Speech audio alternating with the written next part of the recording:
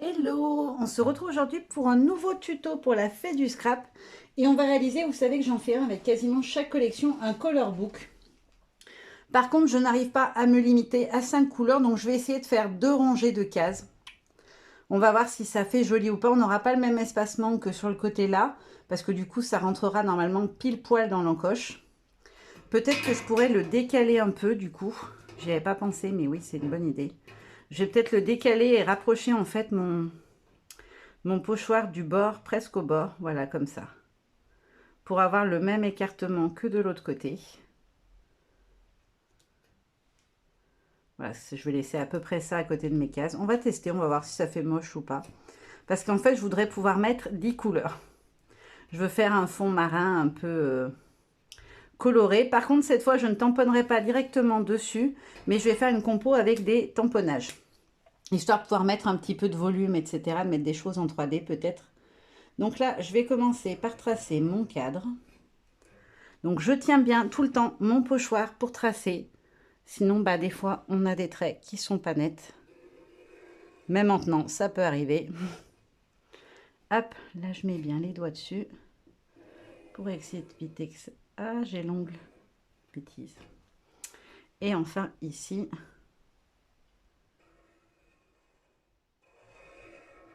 Hop.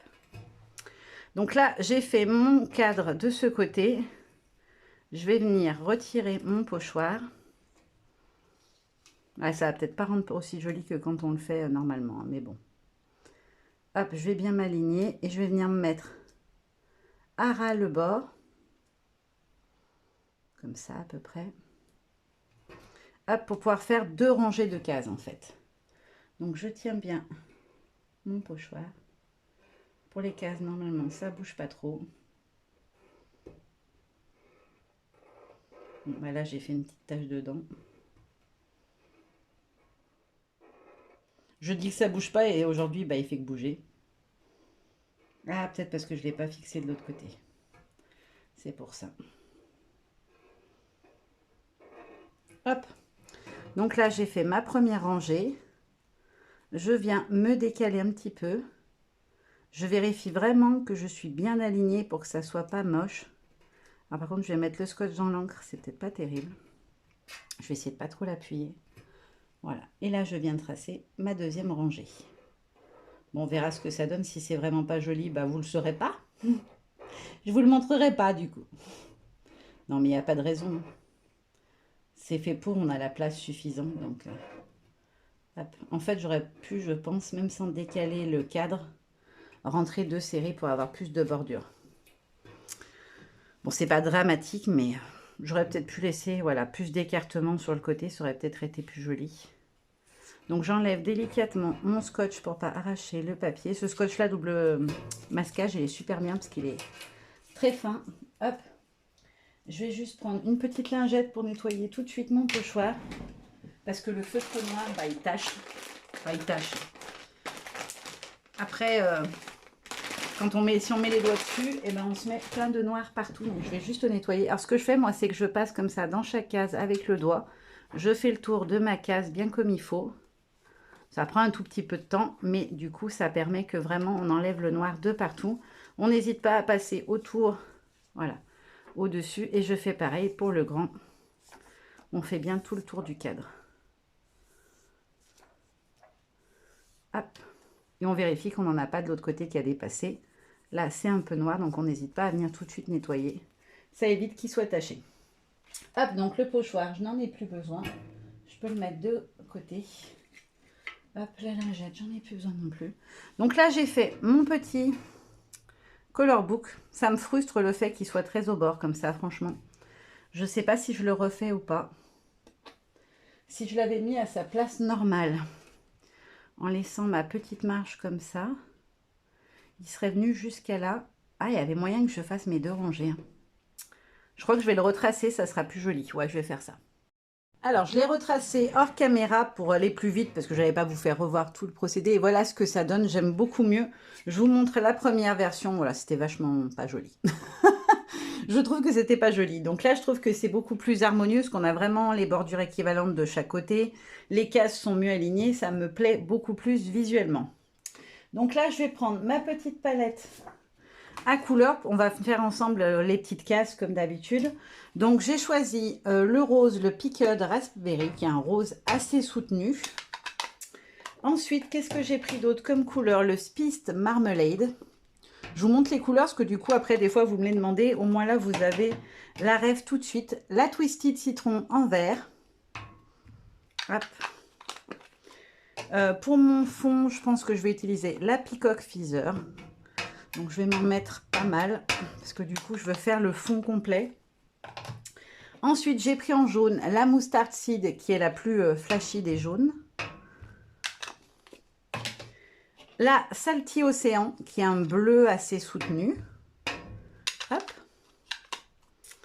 Après, qu'est-ce que j'ai pris d'autre? J'ai pris la Festive Berry qui est un rouge rose. Enfin, c'est un rouge, mais je trouve qu'il fait un peu rosé à la colorisation. J'ai pris la Seedless Preserves, donc il y a un rose violacé. Et j'ai pris la Rip Persimmon. Alors, je vais peut-être mettre que des petites touches pour certains, mais je me suis dit que ça me laissait du coup pas mal de possibilités. Et j'ai pris un vert qui fait un peu bleuté, je trouve, au niveau de la colo, qui est le Pin Needle. Voilà, pour faire un peu de végétation plus soutenue. J'étais partie sur un vert très vert et finalement, bah, j'ai envie de cette couleur-là. Donc, on va tester. Je vais juste me prendre un petit bout de papier aquarelle parce que comme ça, je fais mon test, vérifier si la couleur me plaît bien. Hop, mon petit bout. Oui, mon petit sopalin pour éponger. Hop, voilà, ça suffira largement. Hop là. Donc, je mouille bien mon pinceau. Hop, et je voulais tester celui-ci, voir ce qu'il donnait. Ouais, c'est pas mal en termes de couleur, j'aime bien. Alors, pour la composition. Ah non, je vais d'abord faire mes petites cases. Donc, je vais commencer avec le bleu parce que du coup, ça va être la couleur dominante. Donc, j'applique une ligne comme ça, un peu. Et après, je viens l'étirer. Alors, c'est pas un papier aquarelle que j'utilise, donc le rendu n'est pas forcément extra pour les dégradés puisque j'utilise le Pantone. C'est un papier multitechnique, mais pas aquarelle pure. Voilà, là, j'avais dépassé un peu, donc je l'estompe et je viens essuyer. Ensuite, je vais venir prendre le jaune.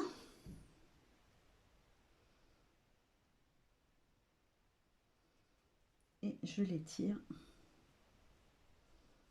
jusqu'au bout de la case. Alors aujourd'hui, je fais des catastrophes.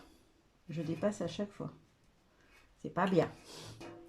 Ensuite, je vais venir prendre le vert Twisted. Donc, un vert assez acidulé. Plutôt clair quand même, hein, même très clair. Hop là. Donc là, on a le Twisted. Je vous montrerai, ne vous inquiétez pas, une fois qu'il est fini. Ensuite, je vais venir prendre le violet. Le Seedless. C'est histoire de varier un peu les couleurs, qu'on n'ait pas tous les bleus ou tous les verts au même endroit. Je trouve pas ça très joli. Voilà. J'essaye de ne pas dépasser. Hop. Ensuite, je vais venir prendre le Rip Persimmon, donc le rouge orangé.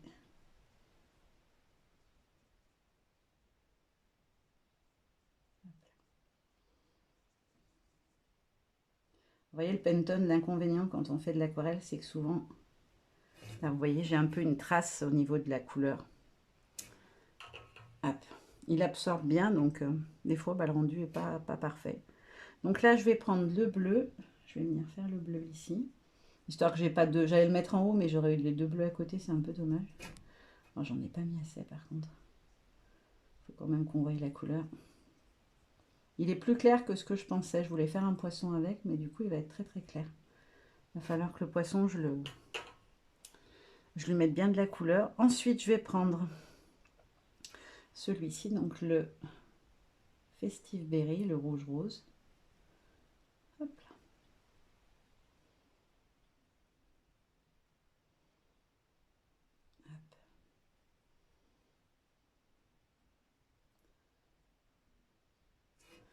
Hop là. Bien que je rince, tout à l'heure c'était pas rincé, je l'ai vu. Je vais prendre le orangé, que je vais venir mettre ici. Oh là, j'ai trop d'eau sur mon pinceau.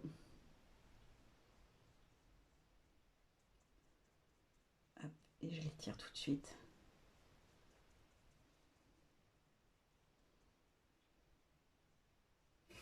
Donc là, j'ai dépassé un tout petit peu. Je viens juste mettre de l'eau. Hop, et comme ça, en fait, ça permet d'enlever ce qui a dépassé. Si on le fait tout de suite, qu'est-ce que je n'ai pas utilisé encore comme couleur? Bah, le pin needle, on va le mettre ici. Un vert un peu bleuté. Enfin, je trouve qu'il a un peu de bleu dedans. Hop là. Hop. Et pour terminer, il me reste quoi comme couleur? Eh bien, le rose que je n'ai pas fait.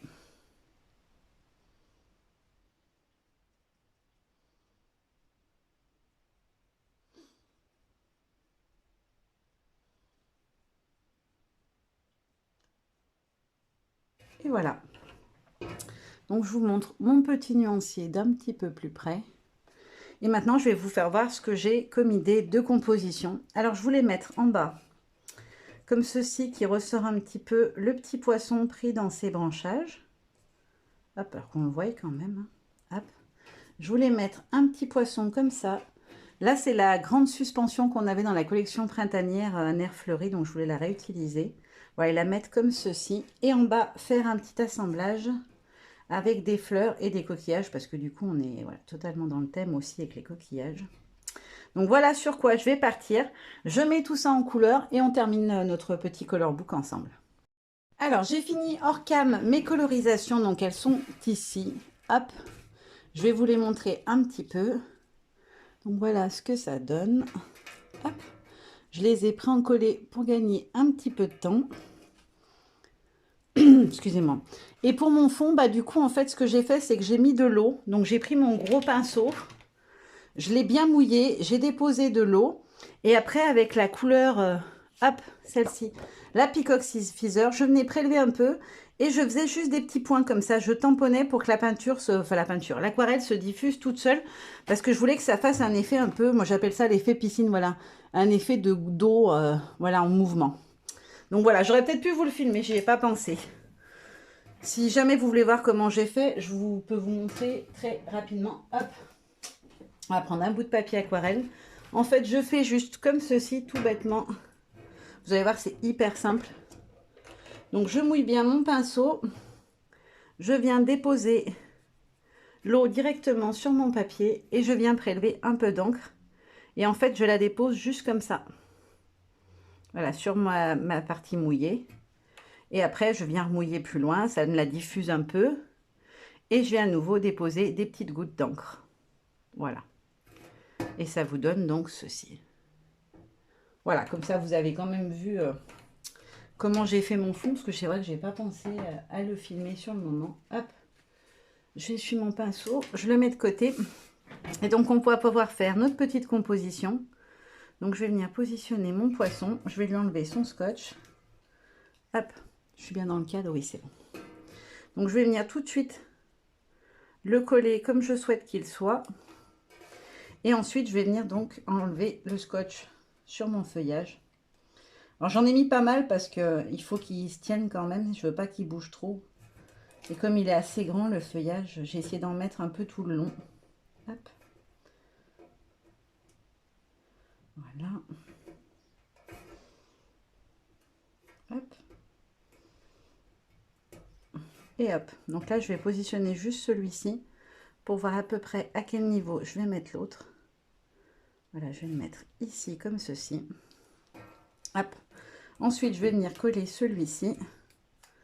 Parce que c'est celui qui est un peu à part, donc je veux qu'il soit positionné avant les autres. Ensuite, je vais venir... Je l'ai peut-être mis trop bas d'ailleurs. Par rapport à mon feuillage. Ouais, il est trop bas. Je vais essayer de décoller sans abîmer. Ouais, c'est bon. Hop, donc je vais le mettre un petit peu plus haut. Comme ceci. Et je vais venir coller ma feuille du coup. Alors ma feuille, je l'ai recoupée en fait en hauteur pour qu'elle se mette pile sur la ligne en fait. C'était pas obligé, on peut faire dépasser, c'est pas moche non plus, mais j'avais pas envie que ça dépasse. Donc j'ai calculé pour qu'elle tombe pile poil. Voilà. Et je vais vite venir mettre mon poisson puisqu'il se glisse à l'intérieur. Donc je vais juste soulever celle-là. Et hop. Et ensuite, je vais venir faire ma petite compo de l'autre côté avec mes coquillages et ma petite fleur. Franchement, avec cette collection, on peut vraiment s'éclater avec des super jolies couleurs. Même si pour les papiers, on a essentiellement du vert, du bleu et du beige. Franchement, on peut venir faire des trucs très sympas, je trouve, avec. Donc, je les mets bien à ras la ligne. Je viens glisser ma fleur par en dessous et je colle.